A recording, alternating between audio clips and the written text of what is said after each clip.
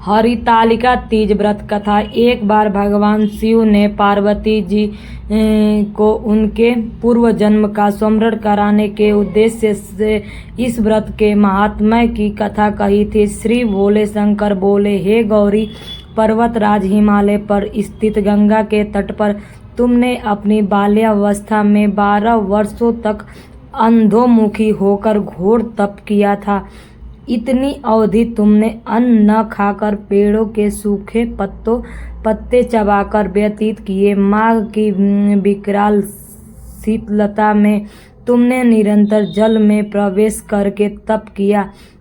वैशाख की जला देने वाली गर्मी में तुमने पंचाग्नि से शरीर को तपाया। श्रावण की मूसलधार वर्षा में खुले आसमान के नीचे बिना अन्न जल ग्रहण किए समय व्यतीत किया। तुम्हारे पिता तुम्हारी कष्ट साध्य तपस्या को देखकर बड़े दुखी होते थे। उन्हें बड़ा क्लेश होता था।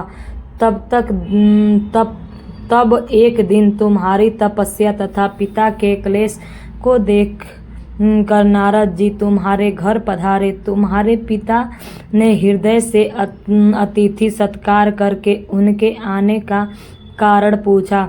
नारद जी ने कहा, गिरिराज, मैं भगवान विष्णु के भेजने पर यहाँ उपस्थित हुआ हूँ।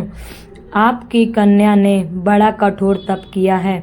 इससे प्रसन्न होकर वे आपकी सुपुत्री से विवाह करना चाहते हैं। इस संदर्भ में आपकी राय जानना चाहता हूँ। नारद जी की बात सुनकर गिरिराज गंध को हो उठे। उनके तो जैसे सारे क्लेश ही दूर हो गए। प्रसन्नचित्त होकर वे बोले, श्रीमान, यदि स्वयं विष्णु मेरी कन्या का वरण करना चाहते हैं तो भला मुझे क्या आपत्ति हो सकती है। वे तो साक्षात ब्रह्मा हैं। हे महर्षि, यह तो हर पिता की इच्छा होती है कि उसकी पुत्री सुख संपदा से मुक्त पति के रूप की लक्ष्मी बने।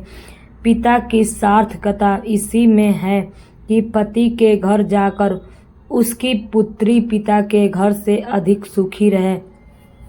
तुम्हारे पिता की स्वीकृति पाकर नारद जी विष्णु के पास गए और उनसे तुम्हारे ब्याह के निश्चित होने का समाचार सुनाया। मगर इस विवाह संबंध की बात जब तुम्हारे कान में पड़ी तो तुम्हारे दुख का ठिकाना न रहा।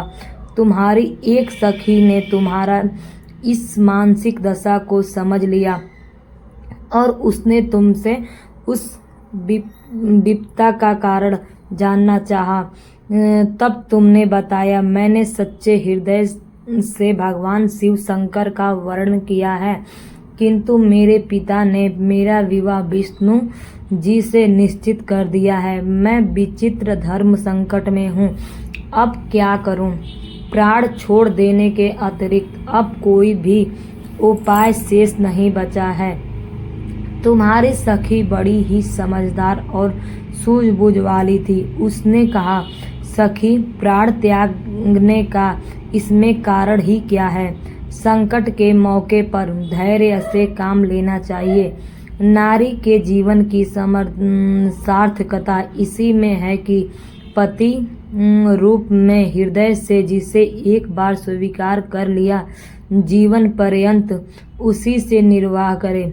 सच्ची अवस्था और एक निष्ठा के समक्ष तो ईश्वर को भी समर्पण करना पड़ता है। मैं तुम्हें घनघोर जंगल में ले चलती हूँ, जो साधना स्थली भी हो और जहाँ तुम्हारे पिता तुम्हें खोज भी ना पाए। वहाँ तुम साधना में लीन हो जाना। मुझे विश्वास है कि ईश्वर अवश्य ही तुम्हारी सहायता करेंगे। तुमने ऐसा ही किया।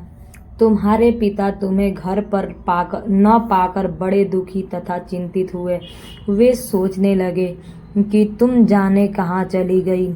मैं विष्णु जी से उसका विवाह करने का प्रण कर चुका हूँ। यदि भगवान विष्णु बारात लेकर आ गए और कन्या घर पर न हुई तो बड़ा अपमान होगा। मैं तो कहीं मुंह दिखाने के योग्य भी नहीं रहूँगा। यही सब सोचकर गिरिराज ने जोर शोर से तुम्हारी खोज शुरू करवा दी। इधर तुम्हारी खोज होती रही और उधर तुम अपनी सखी के साथ नदी के तट पर एक गुफा में मेरी आराधना में लीन थी। भाद्रपद शुक्ल तृतीया को हस्त नक्षत्र था। उस दिन तुमने रेत के शिवलिंग का निर्माण करके व्रत किया। रात भर मेरी स्तुति के गीत गाकर जागी। तुम्हारी इस कष्ट साध्य तपस्या के प्रभाव से मेरा आसन डोलने लगा। मेरी समाधि टूट गई। मैं तुरंत तुम्हारे समक्ष जा पहुंचा और तुम्हारी तपस्या से प्रसन्न होकर तुमसे वर मांगने के लिए कहा। अब अपनी तपस्या के फल स्वरूप मुझे आपने समझ पाकर तुमने कहा, मैं हृदय से आपको पति के रूप में वर्ण कर चुकी हूँ। यदि आप सचमुच मेरी तपस्या से प्रसन्न होकर आप यहाँ पधारे हैं तो मुझे अपनी अर्धांगिनी के रूप में स्वीकार कर लीजिए। तब मैं तथास्तु कहकर कैलाश पर्वत पर लौट आया। प्रातः होते ही तुमने पूजा की समस्त सामग्री को नदी में प्रवाहित करके अपनी सहेली सहित व्रत का पालना किया। उसी समय अपने मित्र वधु व दरबारियों सहित गिरिराज तुम्हें खोजते खोजते वहां आ पहुँचे और तुम्हारी इस कष्ट साध्य तपस्या का कारण तथा उद्देश्य पूछा। उस समय तुम्हारी दशा को देखकर गिरिराज अत्यधिक दुखी हुए और पीड़ा के कारण उनकी आंखों में आंसू उमड़ आए थे। तुमने उनके आंसू पोंछते हुए विनम्र स्वर में कहा, पिताजी, मैंने अपने जीवन का अधिकांश समय कठोर तपस्या में बिताया है।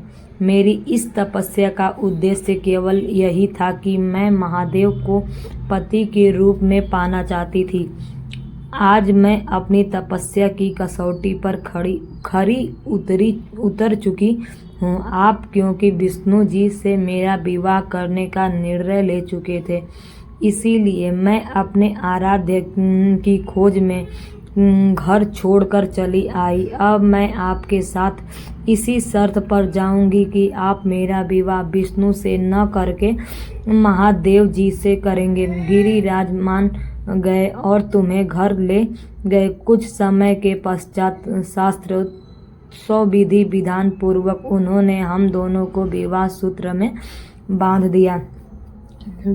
हे पार्वती, भाद्रपद की शुक्ल तृतीया को तुमने मेरी आराधना करके जो व्रत किया था, उसी के फल स्वरूप मेरा तुमसे विवाह हो सका। इसका महत्व यह है कि मैं इस व्रत को करने वाली कुंवारियों को मनवांछित फल देता हूँ। इसीलिए सौभाग्य की इच्छा करने वाली प्रत्येक युवती को यह व्रत पूरी एक निष्ठा तथा आस्था से करना चाहिए। हर हर महादेव। यह व्रत हरितालिका तीज को मनाया जाता है। मनवांछित फल देते हैं शिव शंकर बोले। दम दिल से और मन से किया जाए तो। हर हर महादेव।